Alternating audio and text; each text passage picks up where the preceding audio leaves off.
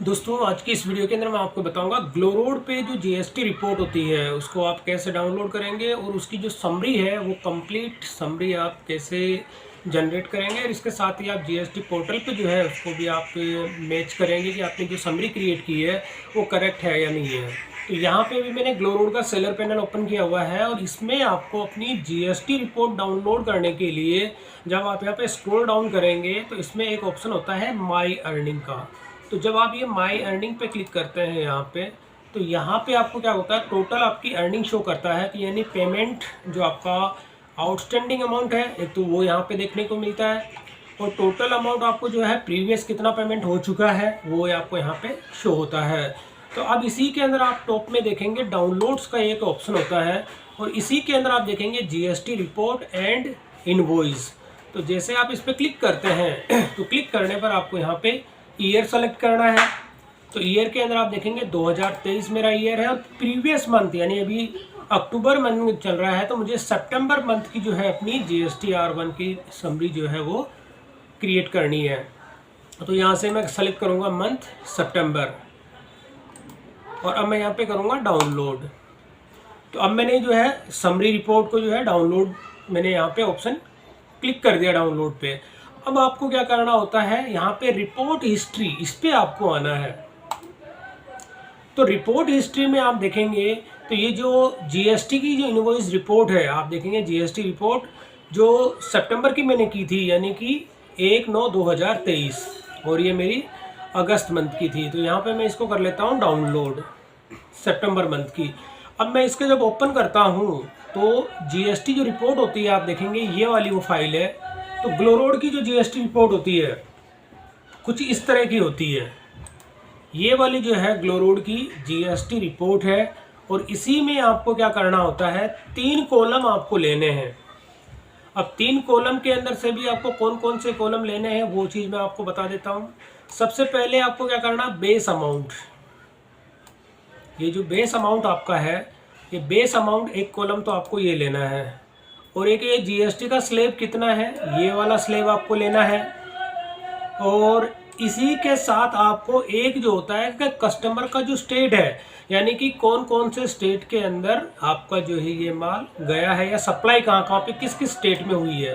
तो सप्लाई का जो बायर का स्टेट है आपको यहाँ से ये स्टेट ले लेना है। इसको मैंने हाईलाइट कर दिया। तो ये मेन चीज़ आपको 3 चीज़ें हो गई, बायर का स्टेट हो गया, जीएसटी हो गई और यहाँ पे आपको जो बेस अमाउंट है, बेस अमाउंट का मतलब होता है टैक्सेबल अमाउंट। तो बाकी के जितने भी कॉलम्स हैं इन सबको आप यहाँ पे कर सकते हैं डिलीट। जैसे मैंने इन सबको कर दिया डिलीट। ये वाला कॉलम है इसको भी मैंने डिलीट कर दिया।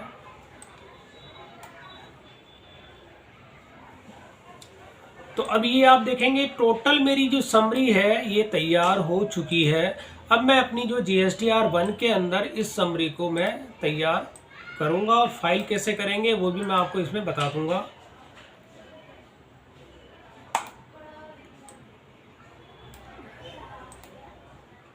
ये कन्वर्ट टू नंबर। अब मैं इन सब की अगर टोटल करता हूं, जैसे मैंने यहाँ पे टोटल कर लिया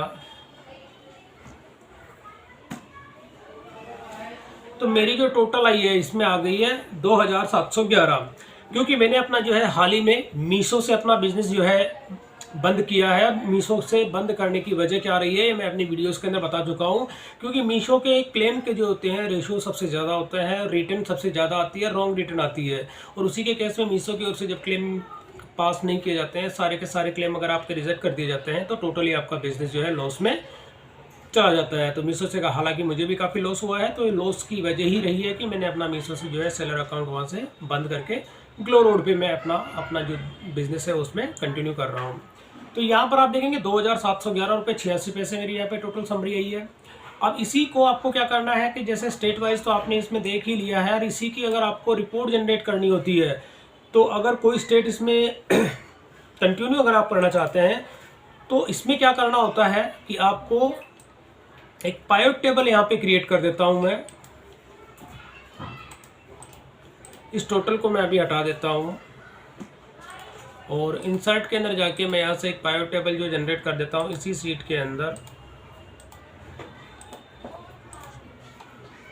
सबसे पहले स्टेट ले लेता हूँ जीएसटी और यहाँ पे ये अब जीएसटी का जो परसेंटेज है वो भी स्टेट में मैंने ले लिया और इसका जो है सब टोटल मुझे नहीं चाहिए।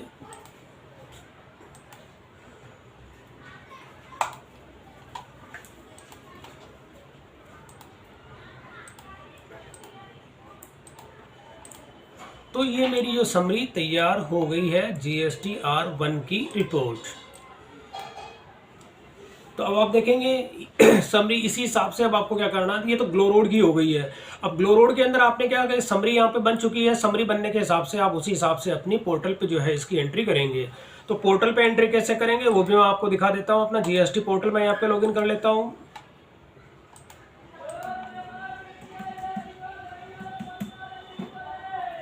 और इसी के अंदर आपने जो समरी रिपोर्ट तैयार की है वो करेक्ट है या नहीं है वो भी चेक करने के लिए आपको TCS एंड TDS जो होती है यहाँ TDS and TCS credit receive पे जाना है और यहाँ पे आपको फाइनेंशियल ईयर सेलेक्ट कर लेना है और यहाँ पे सितंबर वो सेलेक्ट करके अब आपको इसमें जो है प्रिपेयर ऑनलाइन और इसी के अंदर होता है TCS क्रेडिट रिसीव।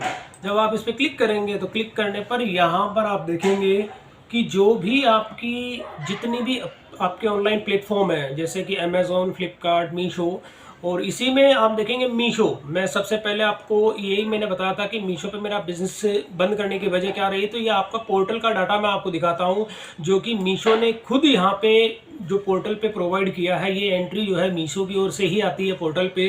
तो टोटल सेल आप देखेंगे 1,48,000 यानी अप्रॉक्स 1.5 लाख की सेल होती है और 1 लाख की रिटर्न आ जाती है। और उसी के अंदर आप देखेंगे 50,000 यानी 49,000 तक की एग्रीगेट सेल वैल्यू निकल के आ जाती है। अब यहाँ पर जो ये 99,000 तक का जो है रिटर्न आई है। रिटर्न आने पर क्या होता है कि टोटल ही रॉन्ग रिटर्न आती है और रॉन्ग रिटर्न आने पर आपको क्लेम भी अप्रूव नहीं किए जाते हैं। तो उस केस में टोटल ही आपका बिजनेस जो है लॉस में कन्वर्ट हो जाता है। तो यही मेरी वजह है, मेन वजह होती है कि रिटर्न बहुत ज़्यादा आती है। ज़्यादा आने पर रॉन्ग रिटर्न कस्टमर की सबसे ज़्यादा आती है। मीशो की ओर से क्लेम भी अप्रूव नहीं किए जाते हैं। तो यह western technology private limited company जो है ये कंपनी है मीशो की ही है। और ये आप देखेंगे रिटर्न का ग्राफ इसमें बहुत ही ज़्यादा है दूसरे प्लेटफॉर्म पे। और क्लेम भी जब आपके अप्रूव नहीं किएंगे तो कौन ऐसा सेलर होगा जो मीशो के साथ अपना कंटिन्यू बिजनेस करना चाहेगा। मेरा जैसा सेलर तो कभी नहीं चाहेगा कि मीशो के साथ मैं अपना बिजनेस कंटिन्यू करूं। तो यहाँ पर ये तो हो गया मीशो की, चलो कोई बात नहीं। अब ये हो जाता है ये जो कंपनी है सोसीफाई जो होती है, जैसे सोसीफाई इंटरप्राइजेस प्राइवेट लिमिटेड, यानी कि ये आपकी ग्लो रोड की है। सोशियोफाई इंटरप्राइजेस प्राइवेट लिमिटेड जो है ये कंपनी आपकी ग्लो रोड की जो होती है ये है। और इसी में आपको मैं दिखा देता हूँ जो मैंने रिपोर्ट अभी तैयार की है उसमें भी आप देखेंगे ग्रोथ सेल मेरी 3,993 रुपये की होती है, 1,281 की रिटर्न आ जाती है और 2,711 रुपये 86 पैसा। यानी मैंने जो समरी बनाई है अभी ग्लो रोड की वो बनाई है 2,711 रुपये 86 पैसे। यहाँ पे ये रिपोर्ट आपको उसके अंदर ये डाटा मैच हो जाना चाहिए। अगर ये डाटा आपका मैच नहीं होता है इसका मतलब आपकी रिपोर्ट में कहीं ना कहीं मिस्टेक है। तो मैंने जो रिपोर्ट बनाई है आप देखेंगे मेरी रिपोर्ट है 27/11/86 यानी कि 100% मेरा डाटा इसके अंदर मैच हुआ है। यानी कि ये जो रिपोर्ट है 100% सही है। और ये रिपोर्ट आपको हमेशा पोर्टल से ही मैच करनी चाहिए क्योंकि पोर्टल पे अगर डाटा आपका मैच हो गया इट मीन्स कि आपकी GSTR1 की जो रिपोर्ट है वो करेक्ट है। अगर डाटा आपका मैच नहीं होता है तो इस डाटा को आपको फाइनल मानना है और फाइनल मानने पर प्लस माइनस आपको इसी डाटा के अकॉर्डिंग आपको अपने GSTR1 के अंदर जो है वो एंट्रीज आपको इसमें घटानी बढ़ानी होती है। तो ये जो TCS एंड ये TDS and TCS credit receive जो है इसकी एंट्री बेसिकली आपको 9 तारीख और 10 तारीख को जो है सारी कंपनीज की जो है अपडेट हो जाती है। तो GST पोर्टल पर जब कभी भी आप चेक करेंगे तो 9 तारीख और 10 तारीख को जो है उसमें चेक करेंगे तो सारी की सारी एंट्रीज आपको यहाँ पे देखने को मिल जाती है कि जिसके अंदर जो आपका TCS जिसमें से डिडक्ट किया जाता है। बेसिकली ऑनलाइन जितने भी सेलर होते हैं उन सब में जो TCS डिडक्ट किया जाता है तो उसी की एंट्री आपको 9 से 10 तारीख के GST पोर्टल के अंदर जो है आपको देखने को मिलती है।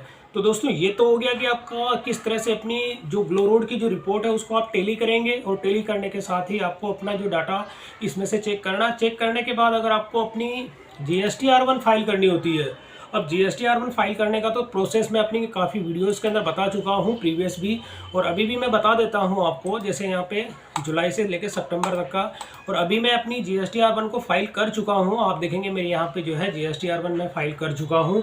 लेकिन इसमें भी कुछ नहीं, आपको फाइल करने का प्रोसेस जो है सिंपल होता है। अब इसमें क्या होता है कि आपको सारे के सारे आपके इसमें देखेंगे, अगर B2C है यानी B2B अगर इन्वॉइस होता है तो उसकी एंट्री आपको B2B के अंदर लेनी होती है। और B2B के अलावा अगर B2C होता है, बेसिकली जो होता है नॉर्मल, अगर आपके जितने भी ऑनलाइन जो B2B इन्वॉइस अगर आपके इशू नहीं होते हैं, सारे के सारे अगर B2C ही होते हैं, तो B2C के अंदर आके आपको यहाँ पे ऐड रिकॉर्ड, क्योंकि मैं अपनी जो है GST-R1 फाइल कर चुका हूँ, तो यहाँ पे ये अभी ऑप्शन जो है डिसेबल है। तो यहाँ पे आप जब करेंगे ऐड रिकॉर्ड, तो ऐड रिकॉर्ड के अंदर जाके आपको अपना वो स्टेट सेलेक्ट करना है। स्टेट सेलेक्ट करने के बाद में वो आपका टैक्सेबल अमाउंट डालनी है, और फिर आपको GST स्लैब से सेलेक्ट करके आपको सेव करना होता है।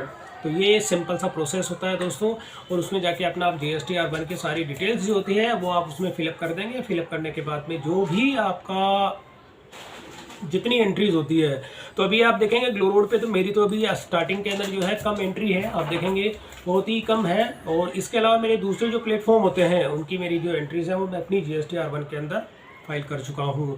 तो दोस्तों ये कुछ बेसिक गाइडलाइन थी कि ग्लो रोड की करिए आपको GST रिपोर्ट डाउनलोड करनी होती है। डाउनलोड करने के साथ उसका डाटा आप कैसे मैच करेंगे पोर्टल पे, ये चीज़ भी मैंने आपको इसके अंदर बताई। तो आपको अपने ग्लो रोड की जो GST रिपोर्ट है उसका यही प्रोसेस होता है, और प्रोसेस को आप अगर फॉलो करेंगे, फॉलो करने के साथ ही अपनी जो GST-R1 की रिपोर्ट है पोर्टल पर इसको फाइल करेंगे। तो दोस्तों वीडियो पसंद आई तो इसे लाइक और शेयर जरूर करें, और मेरे चैनल को सब्सक्राइब करना ना भूलें।